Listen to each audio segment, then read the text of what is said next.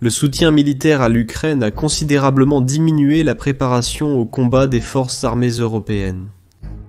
Les stocks ont chuté, et les nouvelles armes et munitions ne sont pas produites assez rapidement. La Grande-Bretagne ne dispose que d'environ 150 chars Challenger 2 opérationnels et d'une douzaine de pièces d'artillerie à longue portée en état de marche.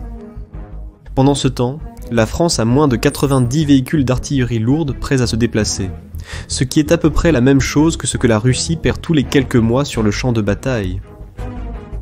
Qui plus est, le Danemark ne dispose d'aucune artillerie lourde, de sous-marins ou de systèmes de défense aérienne, tandis que l'armée allemande n'a suffisamment de munitions que pour quelques jours de combat. Il s'avère que la majeure partie de l'Europe est tout simplement mal préparée pour un conflit armé de haute intensité et prolongé. Vivre sous le parapluie de sécurité américain a rendu l'Europe insensible. Mais maintenant que Washington adopte une position plus isolationniste, l'alarme est déclenchée à Bruxelles. Pour l'instant, il n'y a pas de danger immédiat pour l'Europe. Les Russes sont contraints par la guerre d'usure en Ukraine. Cependant, si la Russie finit par gagner en Ukraine, Moscou se réarmera dans 3-4 ans et commencera probablement un nouveau conflit ailleurs.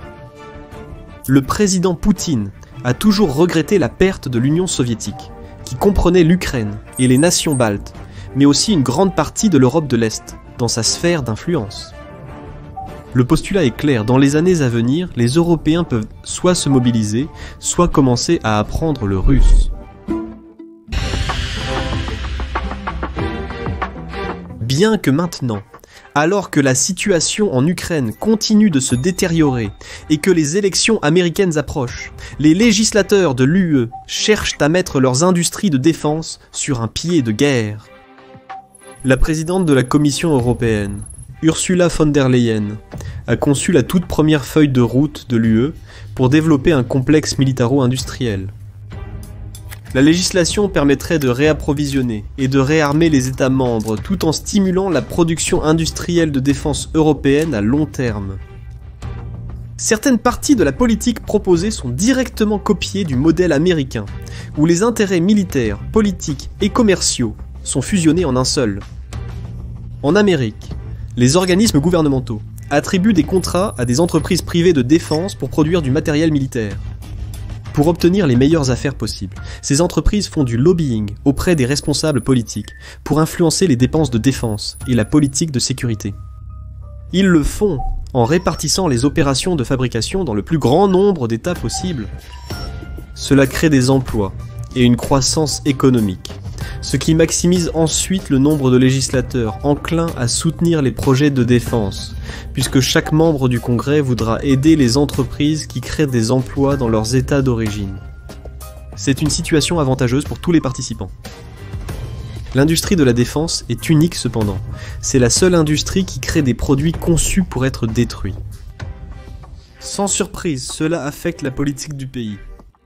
En conséquence, le pouvoir exécutif américain a tendance à dépenser des centaines de milliards pour son armée plus que tout autre pays. L'UE n'a pas un tel système, mais elle cherche à en créer un. Les entreprises de défense européennes produisent déjà certaines des armes de la plus haute qualité que l'argent peut acheter.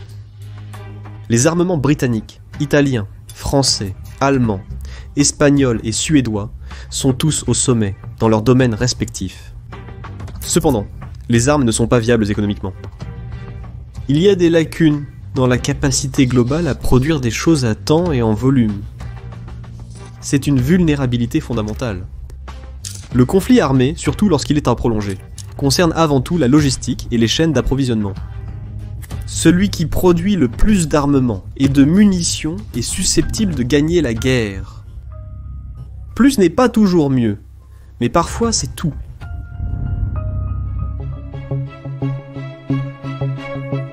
Les dépenses parmi les États membres de l'UE ont atteint 295 milliards en 2023. La capacité économique et industrielle combinée de l'Union éclipse celle de la Russie. Pourtant l'Europe manque toujours de munitions, de renseignements, de surveillance et de capacité de reconnaissance. Le problème est que l'UE est une collection d'États souverains qui élaborent des politiques individuelles. les intérêts nationaux, le protectionnisme et la bureaucratie ont empêché une coopération efficace au sein de l'Europe. Cette manière de faire des affaires où chacun ne pense qu'à soi aurait probablement continué si ce n'était pour le Covid. La pandémie a changé les choses politiquement de manière qui n'aurait pas été possible autrement.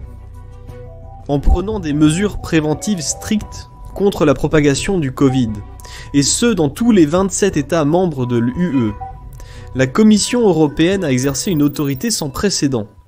Et c'est devenu progressivement un organe législatif puissant sur l'ensemble de ses territoires.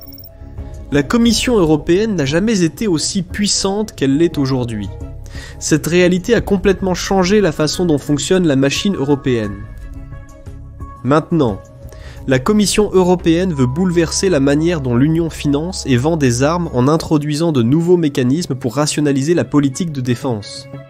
En effet, c'est un complexe militaro-industriel dans tout sauf le nom. Le plan en cours est peut-être la plus grande refonte militaire de l'Europe depuis la fin de la guerre froide. Le 5 mars, la Commission européenne a dévoilé 2 nouveaux programmes. La stratégie de l'industrie de défense européenne, ou stratégie de l'industrie de défense européenne, et le programme d'investissement de défense européen, PIDE en abrégé. Ensemble, la stratégie de l'industrie de défense européenne et le PIDE visent à stimuler la coopération transfrontalière pour la production d'armes, tout en renforçant également la base technologique et industrielle de défense de l'Union. En d'autres termes, la stratégie de l'industrie de défense européenne et le PIDE sont conçus pour créer un marché de la défense pour l'UE et s'assurer que les États membres achètent davantage localement. Comme incitation, les gouvernements participant au programme bénéficieront d'exemptions fiscales et de subventions de l'UE. Donc, il y aura beaucoup de réductions à distribuer. Pour plus de contexte, EDIS établit un plan pour améliorer l'état de préparation au combat et augmenter la compétitivité industrielle militaire. Il décrit un plan visant à encourager les membres à contribuer à leur défense collective, ce qui pourrait conduire à une nouvelle standardisation des armes pour accélérer la fabrication. EDIP à son tour cherche à rationaliser les aspects juridiques et financiers afin que son programme jumeau, EDIS, puisse accomplir ce qu'il se propose de faire. Actuellement, 78% des dépenses de défense européennes vont à des entreprises extérieures au bloc, les États-Unis représentant 63% de cette somme totale. Cependant, acheter en dehors de l'Union européenne n'implique presque aucune technologie ou propriété intellectuelle européenne, ce qui peut sembler trivial, mais démantèle finalement l'avantage concurrentiel de l'EUE en matière de technologie, d'énergie, de marché financier et même d'université. Ainsi, l'alliance transatlantique entre l'Amérique et l'Europe devient de plus en plus déséquilibrée. À travers les 2 programmes EDIS et EDIP, la Commission européenne souhaite qu'au moins 50% des achats d'armes européens soient destinés à des fournisseurs locaux d'ici la fin de cette décennie. Avant que la politique de défense de la Commission européenne puisse être mise en jeu, elle doit être approuvée par le Parlement européen. Cependant, les États membres sont en désaccord sur le financement et sur le rôle que la Commission elle-même ou d'autres organes de l'UE auront dans la coordination des aspects du complexe militaro-industriel. Les pays de l'UE ont toujours été protecteurs de leur souveraineté, en particulier en ce qui concerne la planification et les dépenses de défense. Les grands acteurs au sein de l'Union cherchent à obtenir des contrats pour leurs propres industries respectives. On ne peut pas s'attendre à ce que la France vote en faveur de l'achat d'armement italien, tout en mettant de côté ses propres industries. Ce serait politiquement insoutenable. En conséquence, la France et l'Italie ont repoussé certains aspects du complexe militaro-industriel que l'Europe souhaiterait avoir. Le même principe s'applique aux États baltes, qui voient la Russie comme une menace imminente et recherchent des armes disponibles immédiatement, quelles que soient leurs origines, plutôt que des armes incitées commercialement, qui peuvent prendre plus de temps à livrer. De plus, la politique de l'UE est insuffisante en matière de distribution, notamment la distribution des opérations de fabrication dans le plus grand nombre de pays possible. C'est ainsi que fonctionne le complexe militaro-industriel aux États-Unis. Cela crée des emplois et de la croissance économique, ce qui encourage les législateurs à soutenir les entreprises de défense. Donc l'UE doit trouver comment amener les Français à acheter des armes italiennes, comment amener les Allemands à acheter des armes espagnoles, et ainsi de suite. Il y a aussi des critiques de la nouvelle standardisation des armes. La plupart des armées européennes sont profondément intégrées aux normes et équipements de l'OTAN. Une part significative des systèmes et des armes provient des États-Unis, et tout le matériel européen n'est pas interopérable avec les systèmes américains. La Pologne et certains des États nordiques ont passé d'importantes commandes d'armes américaines. La dernière chose qu'ils veulent faire est de nuire à l'interopérabilité en développant de nouvelles normes de l'UE pour stimuler le complexe militaro-industriel. De plus, de nombreux gouvernements européens achètent des armes aux États-Unis, non seulement parce que c'est plus rapide et plus facile, mais aussi parce que cela achète des alliés politiques au Pentagone. L'Amérique prend soin de ses amis, ou dans ce cas, de ses clients fidèles. Ainsi, les ventes d'armes ne concernent pas seulement l'achat d'armes, elles concernent l'achat d'influence. Même ainsi, le plan de la Commission européenne ne peut réussir que s'il était bien financé. Et c'est là que les choses tournent terriblement mal.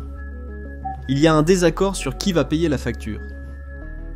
Jusqu'à présent, l'EDIP a été doté d'un budget d'1,5 milliard d'euros, mesuré jusqu'en 2027, mais c'est une broutille comparée à ce qui est réellement nécessaire. Si l'Europe veut prendre la défense au sérieux et créer la base militaro-industrielle dont elle a besoin, l'EDIP aurait besoin d'autant que 100 milliards d'euros. Et c'est là que réside le problème. Cette somme, 100 milliards d'euros, ne peut pas être couverte par un seul État. Cela nécessiterait un emprunt conjoint à travers la plateforme européenne. Tout comme le fonds de relance du coronavirus de 750 milliards d'euros, la Commission européenne pourrait utiliser une approche similaire pour lever 100 milliards d'euros de nouvelles dettes pour financer la politique de défense. Cependant, cela serait très controversé pour des nations fiscalement prudentes comme l'Allemagne, les Pays-Bas et quelques autres. De nombreux gouvernements de l'UE font face à des contraintes budgétaires en raison de la faible croissance économique et du vieillissement de la population. Chaque État a ses propres priorités stratégiques et intérêts paroissiaux. Il sera par exemple difficile de persuader les États membres, confrontés à des manifestations d'agriculteurs, de réduire les dépenses agricoles de l'UE en faveur de la défense. De même, il sera difficile de convaincre les nations sans grandes entreprises de défense qu'elles bénéficieraient d'un emprunt collectif. La vérité est que l'argent parle, et les Européens ne parlent pas seulement dans différentes langues, mais aussi dans différents budgets. Pris ensemble, même si cela est approuvé par le Parlement européen, à huis clos, les États membres peuvent toujours torpiller la formation du complexe militaro-industriel en s'opposant à ses dépenses, responsabilités et complications d'interopérabilité. Cela est d'autant plus possible que la politique de défense n'est pas contraignante. Dans l'ensemble, Covid a permis à la Commission européenne d'exercer une autorité beaucoup plus grande qu'auparavant. Cependant, la politique de défense est beaucoup plus sensible que la politique de santé. En conséquence, certains États membres accusent la Commission européenne d'utiliser la guerre en Ukraine pour s'emparer du pouvoir. Vrai ou faux, le succès du complexe militaro-industriel de l'Europe dépendra de la résolution de problèmes de longue date, tels que la souveraineté nationale, le financement et l'équilibre des priorités stratégiques. Il y a beaucoup de difficultés sur la route à venir, mais pour la première fois en décennies, il y a un espace politique en Europe pour une réforme industrielle de défense ambitieuse. Construire le consensus nécessaire ne sera pas facile, mais pour définir les termes de la guerre, il faut porter le poids de la paix. J'ai été votre hôte Shervan de Caspian Report. Si vous approuvez ce que nous faisons, veuillez laisser un commentaire, appuyer sur le bouton j'aime et peut-être partager la vidéo. Dans tous les cas, merci pour votre temps et Sahal.